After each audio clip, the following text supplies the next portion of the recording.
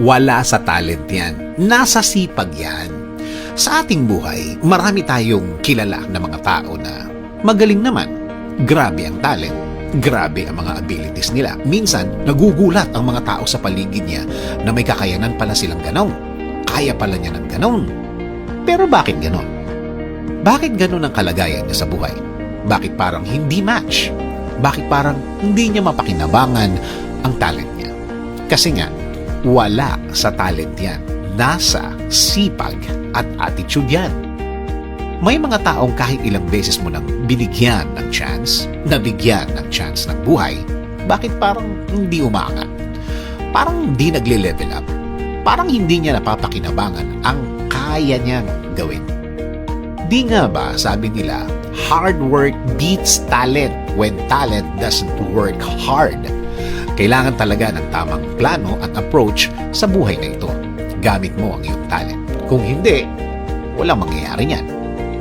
May mga pagkakataon naman na nakikita mo na walang katalent-talent ang isang tao. Pero nakikita mo na gusto talaga niyang matuto.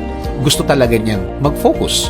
Kahit mga barkada time o labas-labas, kaya niyang isakripisyo basta madagdagan lang ang alam niya at mag-level up ang talent niya. One day, ang galing-galing na niya. Magugulat ka na lang na nag-iba ang mga kaya niyang gawin. Nadagdagan pa! Dahil yon sa mga ibinigay niyang panahon para mas mag-level up siya, para mas mahasa o mahone pa niya ang talent niya. Nag-focus siya at sinabi niya sa sarili niya na hindi siya titigil hanggang hindi niya nakikita ang sarili niya na naabot na niya, na-reach na niya ang pinakamagaling niya through his or her talent. Nakakalungkot na marami tayong kilala na may talent na tamad. Parang ang galing-galing na niya. Feeling niya, hindi na niya kailangan mag-level up pa. Ayaw magpaturo, ayaw magpa-guide. Saksakan ng yabang. Well, totoo naman, kahit naman napakagaling ng talent mo, kailangan mo pa rin maging humble. Hindi yan lisensya para maging mas mataas ka sa ibang tao, para mas maging VIP ka all the time. Nothing beats hard work, ika nga.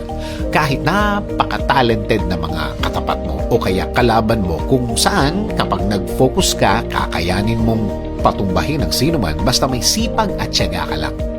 Kahit gaano pa sila kagaling, tapatan lagi ng sipag at tamang attitude, magiging okay na ang lahat.